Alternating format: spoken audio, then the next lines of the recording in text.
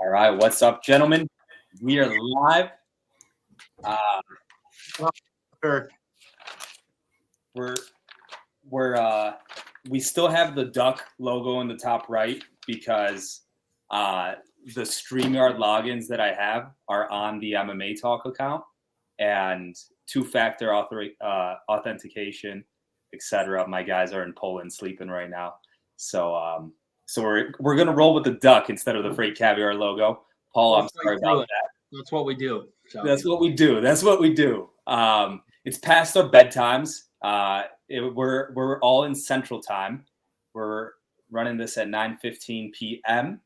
But this is an emergency, and we have to make this happen because tomorrow we announce the ISO Awards, and you gentlemen have done something phenomenal with your team, and I'm hoping you guys can fill me in, tell me a little bit about it.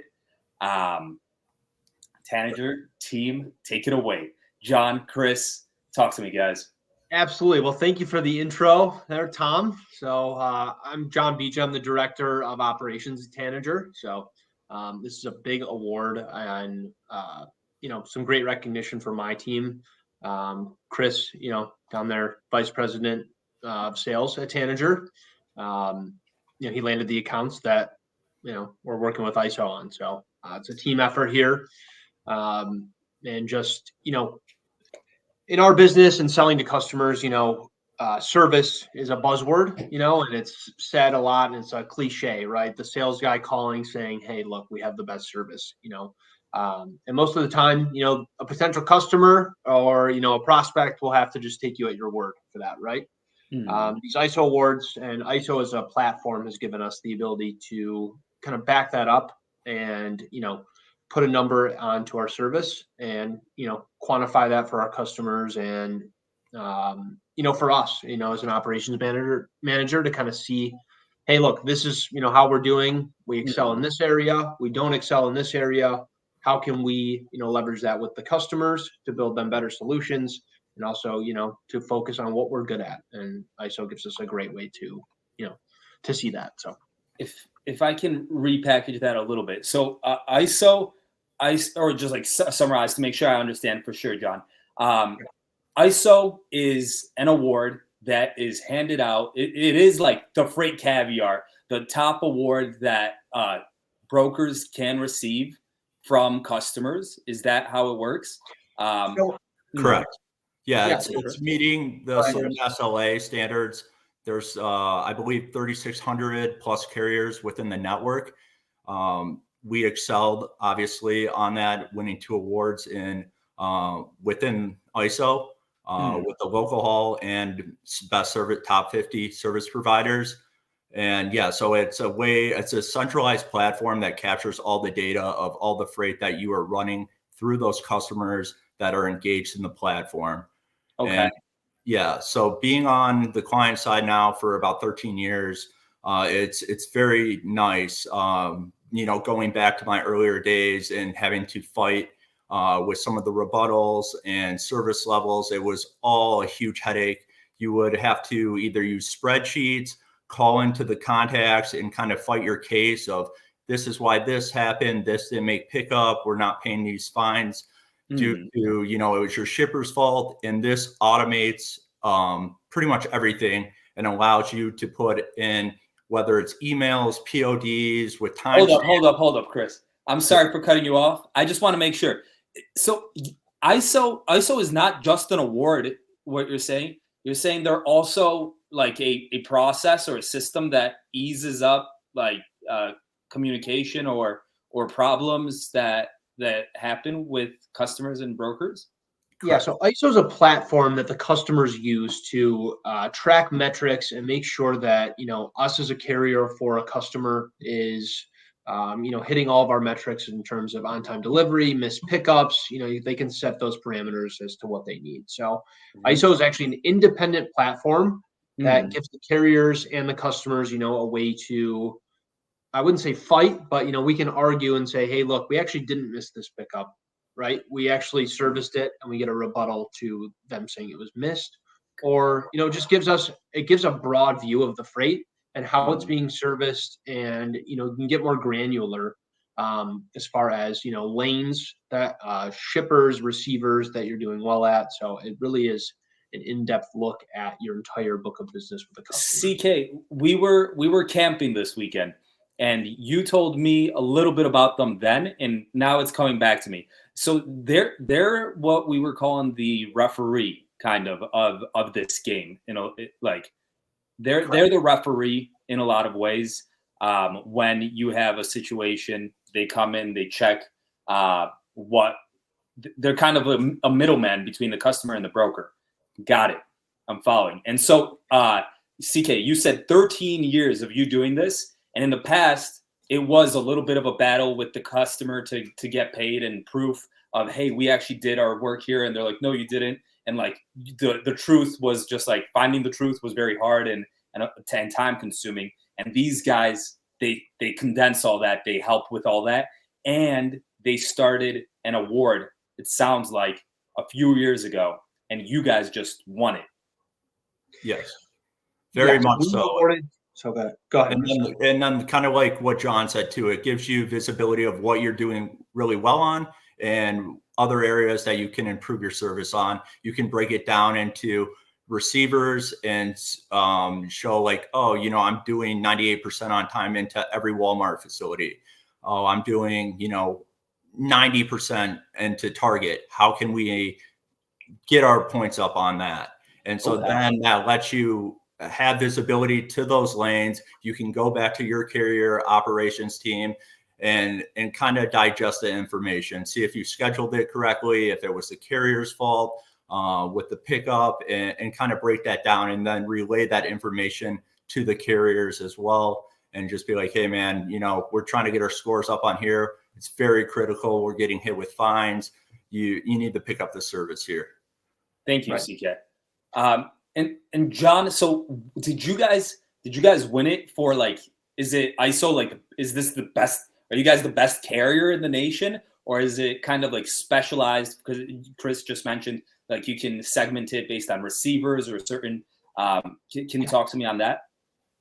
Yeah, absolutely. So there were two awards that we were given. So we were given a top 50 service provider across their network. So that is in no order, but these were the top 50 carriers in the country, even into Canada, ISO actually goes. So this is, Canada and the US. That's huge. Yeah. So we were a top 50 provider, we'll get that badge. That's huge. ISO. And that's huge because I know how small of a team you guys are, right? I'm guessing you guys are the smallest team on this top 50. If we run lean and mean, but again, Adam talks about, how we've hired very smart, experienced logistics people. And, also, Tom, your company, Whitestone Talent Solutions, has been instrumental in us, assisting nearshore. Yeah. So, assisting us with our nearshore team, to provide this. So I couldn't really run, these loads without that team. So I just want to give a shout out to, Tom Stawinski's team in Poland. So definitely second that out.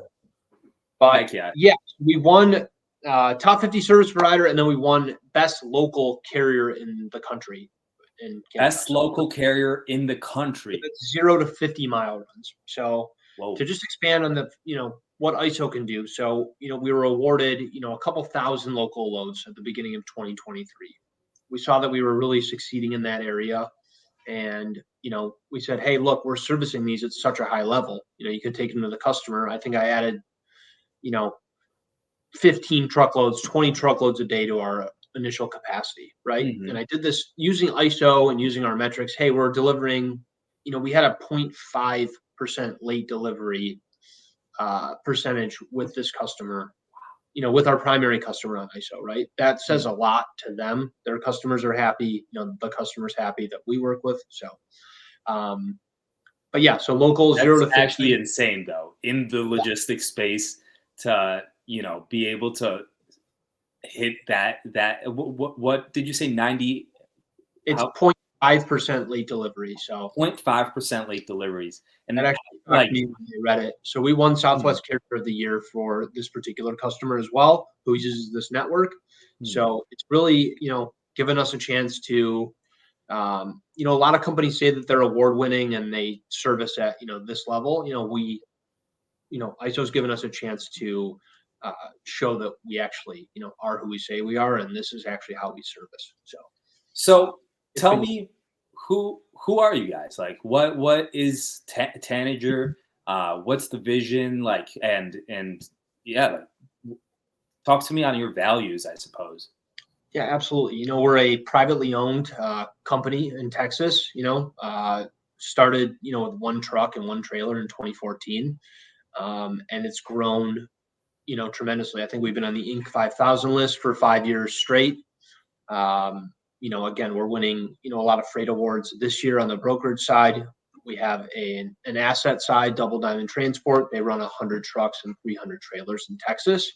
So we've really modeled our brokerage division to build off of that asset side, right? So we took that Texas Triangle freight, and through Tanager, we've been able to service more loads for these customers that our assets can't necessarily take, but they want to work with us and they want to work and experience our service and our expertise in these areas. So we work with a lot of customers, big and small. I don't think there's any customer that's too big or too small for our team. I think that's very important to our growth, right? So we can work with super local customers in Texas, but we work with two of the biggest customers in the country, and getting thousands of loads a month from them. So that's crazy. That's crazy. And I'm just kind of thinking, because we all come from brokerages, big brokerages, small brokerages, and we've seen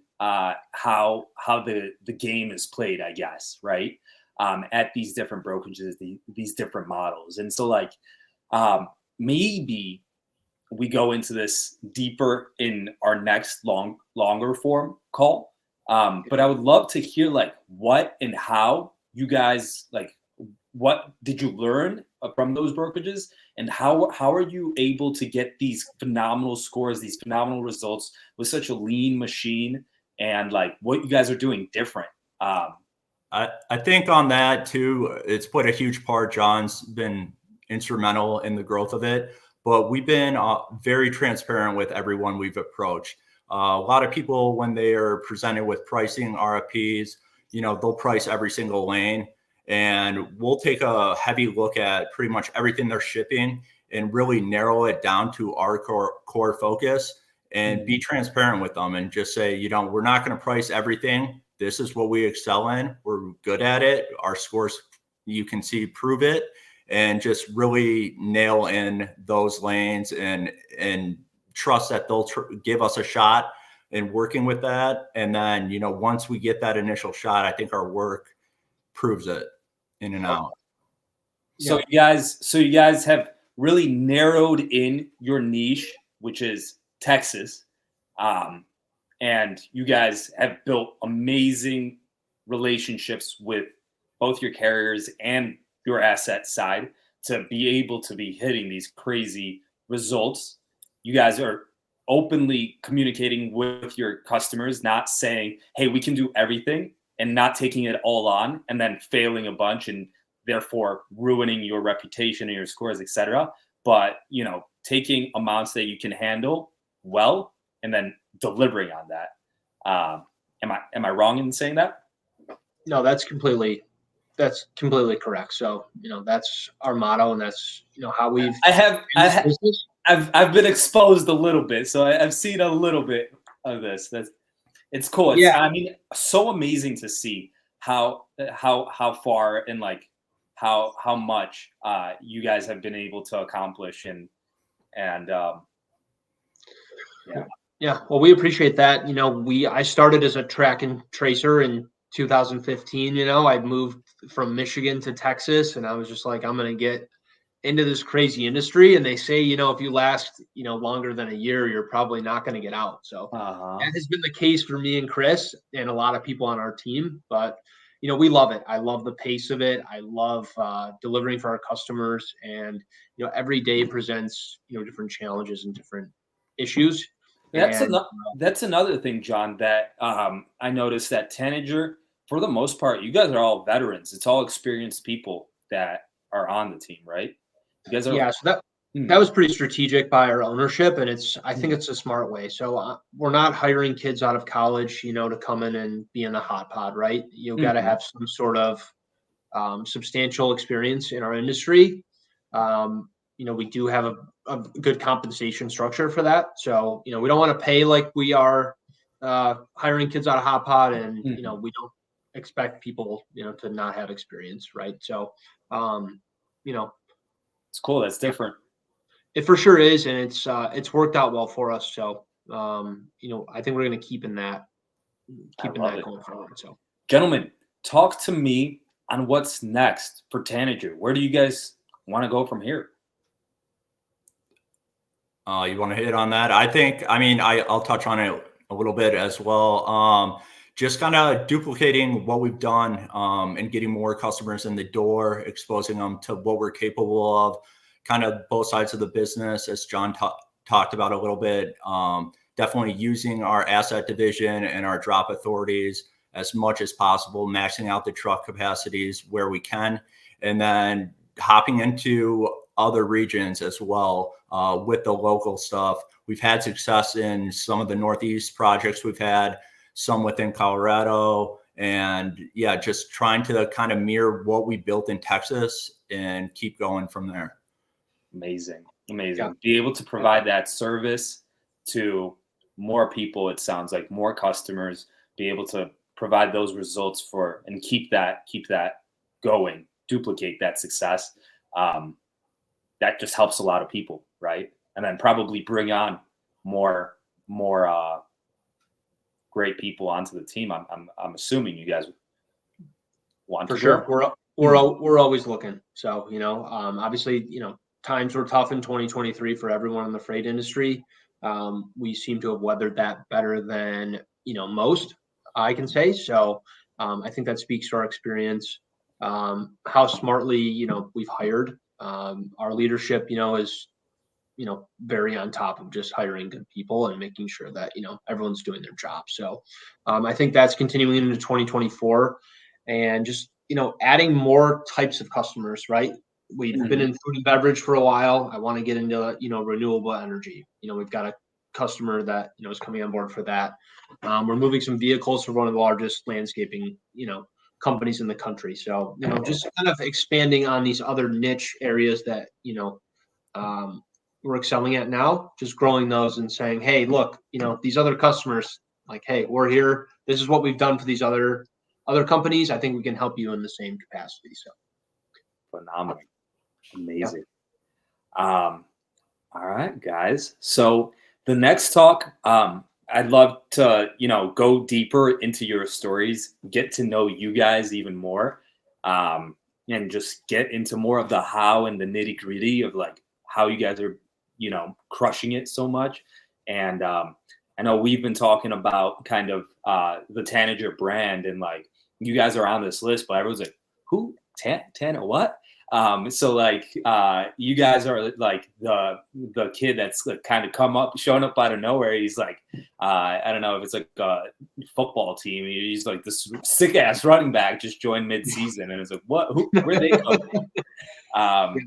So we were cool. up there. We were up there on that list with some big boys. So we're happy to be there, and looking forward to the growth. Also, I wanted to, next time we'll touch on the FreightCaviar Tanager connection. Yeah. And Paul and how we all met. So I think that's an interesting story. So I've got one of my most cringeworthy freight moments. I think you guys know what I'm talking about. So but we'll save that for next time. Yes, we'll get into the real stuff. And we'll keep it professional on here for this one. Amazing. Yeah, thank you guys. Thank you guys for hopping on this emergency late night ISO. Congratulations. And I look forward to our next call and talk, and wishing you guys some sweet dreams. Awesome. Yeah. Tom, thank you. And we appreciate it. And thanks for your support and all you guys do over there. So keep the memes coming. We need them. They brighten up the day for all of us great people. So. Very Good true. stuff. Much love, gentlemen. Take All care. right. See you All right. guys.